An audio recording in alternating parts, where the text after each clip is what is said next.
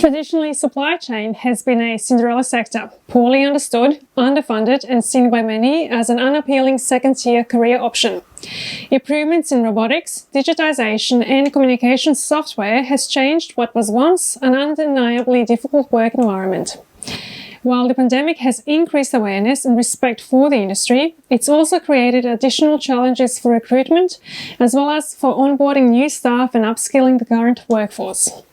Recent data by Deakin University's Centre for Supply Chain and Logistics and Wayfinder has found skills shortage in truck driving, robotics and data analytics. Here's what the centre's researcher Roberto Perez-Franco has got to say.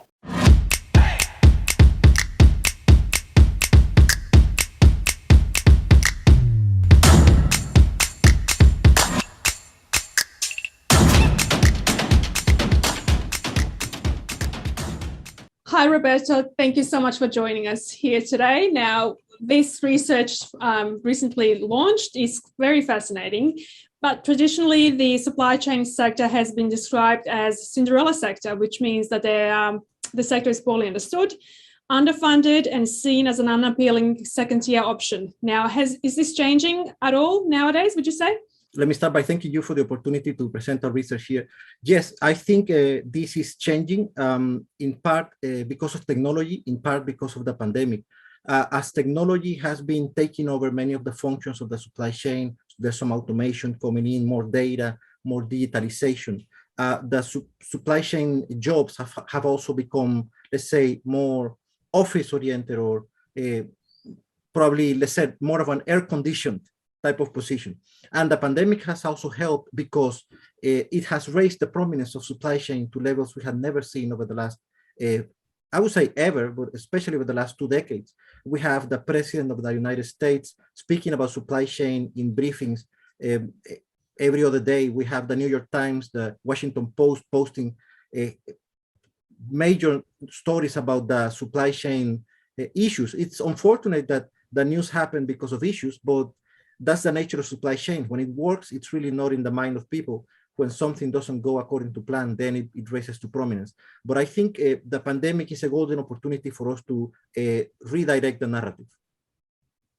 At least there's something positive coming out of the pandemic, hey? Yes. Now, Roberto, what are some of the skills and capability gaps facing the supply chain and logistics companies?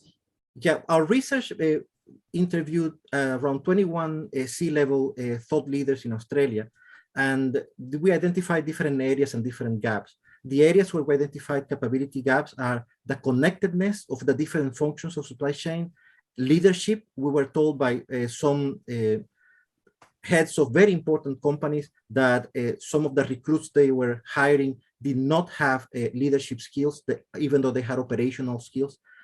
Problem solving was another gap area. Emotional intelligence and maturity of the employee, and the ability to live to the new standards of sustainability and ethics demands. So those were the 5 big areas. If we go into more specifics, we have gaps in skills like data analytics, especially now with big data, and especially if you go into things like machine learning, artificial intelligence, the assessment of risk, especially because the nature of risk has changed. Many of the paradigms we use for assessing risk in the past, COVID has shown that were inadequate. And then you have more pragmatic shortages such as truck driving or engineering skills or custom brokers. And a particularly worrying threat on the horizon is that of cyber risks. So cybersecurity becomes a skill that is important in this new reality. As, for example, that as a result robotics. Of the pandemic, cyber security? No, cybersecurity actually was a threat from before. For example, there was a prominent case in Australia of a major logistics company suffering a cyber attack, and that was before the pandemic. So this is more the result of a further digitalization of supply chains, and then you have these rogue actors, either in Australia or abroad, who are infiltrating the networks of companies and holding some of their data for ransom. And this is, even though it's unrelated to the pandemic, it has seen an uptick in recent years, and it's actually, I would say, one of the top 3 concerns of companies right now that we have spoken with tends to be cyber risk. Okay. And what are companies doing to tackle that? Well, to tackle the skill shortage, what companies are doing is they are broadening their recruiting to not only the traditional programs of university and TAFE, but also internally within their own ranks, and they are training the workers in those skills that they want the workers to have. So in that sense, for example, some major companies in Australia have their own internal academies or mini universities, and that are teaching the recruits the skills that they have found historically that these people are missing. Additionally, unfortunately, there is also some poaching. We see some companies stealing the talent from other companies, and that's the vicious cycle we're trying to break with this research, showing companies a way forward that is not just stealing your fellow companies' talent. Yeah. Now, Roberto, people think that logistics just purely happens, with very few having the understanding of what exactly is involved. Now, how can we better promote and raise the awareness of this? Yes, that's absolutely true. We tend to take supply chain and logistics for granted, and we only notice it when the shelves in the supermarket are empty. I think that we have right now probably a unique, unrepeatable opportunity to teach people about what supply chains are and how they work. And I think big bodies like the Australian Logistics Council, for example, or the Supply Chain Association for Logistics Professionals can seize and should seize this opportunity to create some awareness, not only of the importance of supply chain, but also of the complexity and the nature of supply chain. People have realized that supply chains matter because they have started feeling the shortages. And we haven't seen the worst yet. I mean, we will see a very difficult Christmas, we know, because of the long supply chain, even though supply chains have performed very well in terms of covering the basic necessities like food and medicine. But this is a chance to create awareness of the complexity of supply chains, of the multi-echelon nature of supply chains, and of the potential of a well-managed supply chain to make a difference for a company and for a country, so that you can attract the brightest to this sector. I think there is not a shortage of talent in itself. The world and this country is full of bright people, eager to work and to bring their talent where it's needed. I think we just need to be more prominent and more attractive. And I think that also starts with offering better working conditions and higher salaries. Okay. And how do we even that gender gap balance? Yes. How do we... The sector has a reputation for being a male-dominated sector. Yeah. We are aware of this problem. Actually, the entity that funded this research, Wayfinder, they basically look into the issue of women in supply chain being in short supply. This is not a problem only for women, which are obviously looking for jobs, but this is a problem for the industry. Is the industry's loss by not having women, because we're tapping only on half the pool, the talent pool.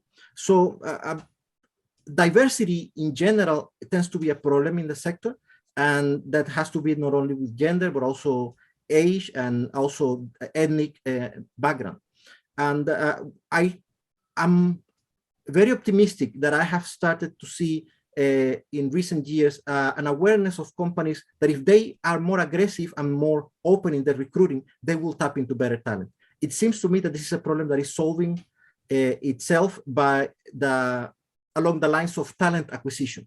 So it is not a matter of just of equity and justice, it's a matter of talent. Companies are starving for talent, so they are looking beyond the traditional white male pool. But it's happening at a slower pace though, isn't it? It is happening at a slow pace, and that's why initiatives like Wayfinder have launched the career map, the supply chain career map, to help people, women in particular, and young women in particular, identify paths for them to enter the sector. But it is frustrating the pace at which it is happening. Hopefully, the talent shortage we're seeing now in supply chain will serve as an additional catalyst to speed that process up.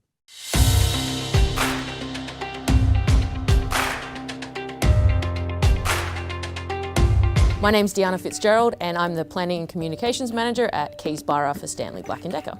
I have no formal training in supply chain. I have a bachelor's degree in design and photography, so I learned most of what I know today on the job. I was originally in another career and that wasn't really going to plan, so I started a new job as a casual at Stanley Black & Decker. So it was really by happenstance that I made my way down here and have really found myself comfortable in the DC and loving supply chain. The most useful skills I think in this industry is having a level of self-awareness and really hunger to challenge yourself. It's definitely not a clock in, clock out kind of job, so you really have to be motivated to have a really holistic understanding of what you're doing and the industry. There's no typical day here in the DC, so we have to make sure that we're ready for anything that comes in our direction. So really about having a lot of communication through the day to understand the workload and make sure the rest of the team understands the deadlines for the day. The opportunities that this business gives us is that it's so broad. So I started in customer service and then made my way to the DC, and from there I've changed roles 2 or 3 times, so I've really increased my breadth of knowledge, and there's really no stopping where in the company I can go. It's really important for us to have a diverse team. We definitely encourage a lot of different ethnicities and different genders here, and it really has made us better at our job.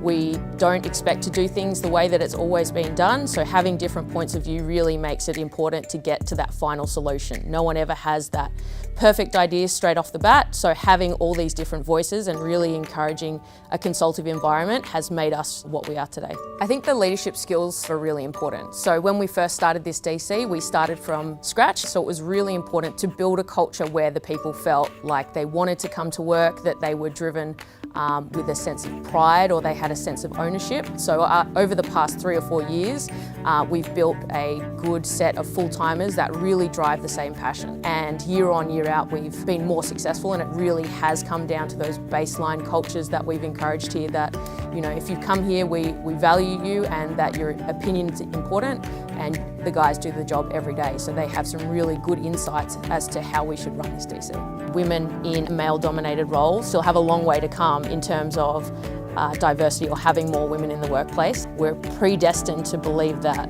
we're not good enough or that we don't deserve things, but we really are. And I think in those other industries where it's male-dominated, they're just holding themselves back by not encouraging that diversity. There is so much to be tapped into to make a business better, to improve the customer experience, and you can't do that just with one demographic. Doesn't matter what it is. If someone asked me why they would go into supply chain when it's a boys' club, I would say it's challenge accepted. There is so much to be done, and it is not cookie cutter, it is not a scary industry. If you're looking to make true change, and that's not just in the supply chain industry, it's part of culture and changing people's lives, there's massive opportunities there. It is an untapped market. Right. Now, Roberto, how can we be better prepared for change, and what are some of the hidden opportunities going forward? Yeah, I think how we can prepare for change is we have, from many years now, not sufficient supply chain programs with informal education. It is the case historically that supply chain people do not train in supply chain. They come to supply chain from other disciplines. I myself am a mechanical engineer. Most of the people that I trained with were civil engineers. But now we have an opportunity to have supply chain undergraduates, or even in vocational schools, so that students do supply chain as their career. We don't have enough of those. Programs in Australia tend to be master programs in supply chain. I think we need to see more undergraduate in supply chain, because otherwise you're limiting yourself to people that are going for a master. So more undergraduate programs in supply chain and more TAFE programs in supply chain, I think, are necessary. Yeah. The other thing is that companies can better prepare themselves by having in-house those little courses or those little training seminars, so that the recruits that are, let's say, incomplete, that are missing one skill, can acquire that missing skill instead of rejecting the applicant altogether. And I think in terms of hidden opportunities, I think the most prominent opportunity here, and I'm sorry to belabor the point, is the pandemic. The pandemic has given us a stage that we have never had before. The spotlight is on supply chain. This is the opportunity, this is the moment to say, we are hiring, you can make a difference, bring your talent here, and you will be well paid, and you'll have a chance at an exciting job that makes a difference. Yeah. And on that note, then, the question is the supply chain sector sexy, would you say? I think it can be. I think it can be. It can be a hero sector. I would not claim that it is yet. Unfortunately, it has this kind of dusty forklift, container yard type of image, which is true. That's part of the sector, but that's only part of the sector. And I think if we want to try new generations of especially younger women that don't see themselves driving a forklift or whatever, or people that see themselves more like a machine learning, artificial intelligence, programming, analytics, complex systems people. There is a room for that in the industry. We need people that think in systems, people that analyze large amounts of data, people that use machine learning, automation, robotics. We have openings for that. We need to advertise them better. And I think the sexiness comes from that awareness that we mentioned, that this can be the sector that keeps our country going, our economy going, and that will help us survive more resiliently the next pandemic or the next big disruption. Lovely. Well, thank you so much for shedding light on those pleasure. points. Much appreciated. Thank you. Take care. Thanks for watching. We'll see you next time.